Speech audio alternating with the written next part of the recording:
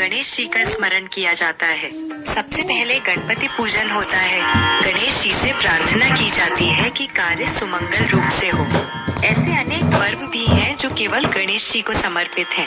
इन पर्वों में भक्त जन गणपति बप्पा का व्रत करते हैं। उनकी पूजा अर्चना करके मंगल की कामना करते हैं।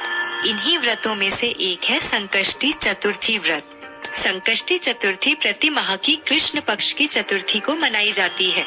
पूर्णिमा के पश्चात की चतुर्थी को संकष्टी चतुर्थी कहा जाता है और अमावस्या के बाद की इस वीडियो में हम आपको सबसे प्रचलित कथा के विषय में बताएंगे। आइए जानते हैं कैसे हुआ संकष्टी चतुर्थी व्रत का आरंभ। दोस्तों, यह उस समय की बात है जब भगवान विष्णु और लक्ष्मी जी का विवाह निश्चित हो गया था और विवाह की तैयारियां चल रही थी।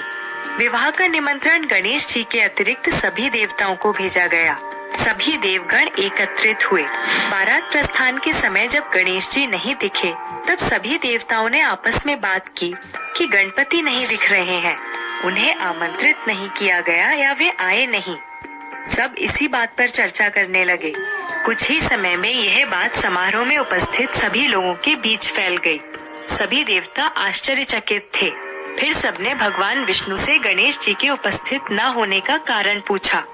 भगवान विष्णु ने कहा कि हमने गणेश जी के पिता महादेव शिव को निमंत्रण भेजा था। वे एक ही परिवार के हैं। यदि गणपति आना चाहते तो पिता के साथ आ सकते थे। एक ही परिवार में दो निमंत्रण क्यों भेजना? और वैसे भी उनके एक दिन का भोजन 1.25 मन मूंग, 1.25 मन घी, 1.25 मन चावल और 1.25 मन लड्डू है। कहीं और जाकर इतना खाना अच्छा नहीं लगता। इसी वार्तालाप के चलते उपस्थित जनों में से किसी एक ने सुझाव दिया कि यदि वो आ भी गए तो उन्हें यह कहकर द्वार पर बैठा सकते हैं कि वे मूषक पर बैठकर बहुत धीमी गति से चलेंगे, इसलिए बारात में बहुत पीछे रह जाएंगे। इस सुझाव पर भगवान विष्णु समेत सभी ने सहमति दी और फिर गणेश जी को बुलाया गया। कुछ ही देर में गणपति आ पहुँचे। फिर उन्हें समझाकर द्वार पर बैठा दिया गया और सभी देवगण बारात में चले गए। इतने में नारद जी आए। उन्होंने देखा कि गणेश जी तो द्वार पर बैठे हैं और अन्य सभी देवता बारात में गए हैं।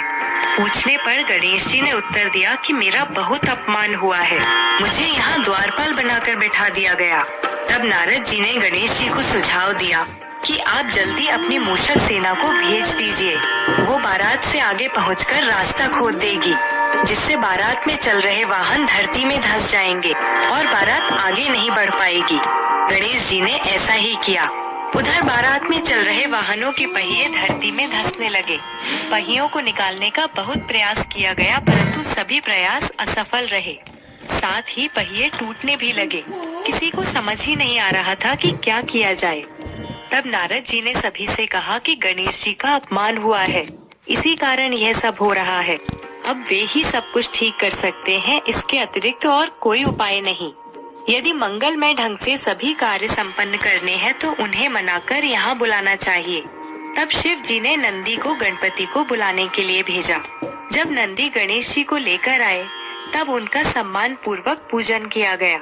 इसके पश्चात वाहनों के पहिए धरती में से निकल आए। परंतु अब एक और समस्या थी कि जो पहिए टूट गए थे वो कैसे ठीक होंगे। वहाँ पास ही खेत में एक मजदूर काम कर रहा था। उसे बुलाकर पूछा गया, क्या वो पहिए सुधार सकता है? उसने कहा, हाँ, वो यह काम भी करता है। तब उसने गणेश जी का नाम लेकर अपना कार्य आरंभ किया। पहिए ठीक करने के पश्चात उसने सबसे कहा, आप सबने सर्वप्रथम गणेश जी का पूजन नहीं किया होगा, इसी कारण ये समस्या आई। इस जगत में तो सभी गणपति का नाम लेकर ही कार्य आरंभ करते हैं, तो आप तो फिर भी देवता हैं, आप उन्हें कैसे भूल गए? अब आप सभी लोग गणेश जी की जय बोलकर आगे बढ़ जाइए, कोई समस्या नहीं आएगी। गणेश जी विघ्नहर्ता है, वे सभी समस्याओं को हर लेते हैं। और गणेश जी की जय बोलकर बारात वहाँ से आगे बढ़ी। विष्णु जी और माँ लक्ष्मी का विवाह संपन्न हुआ और सभी प्रसन्नता पूर्वक घर लौटे। और मित्रों, तभी से संकष्टी चतुर्थी मनाई जाने लगी। इस दिन बहुत से लोग व्रत करते हैं।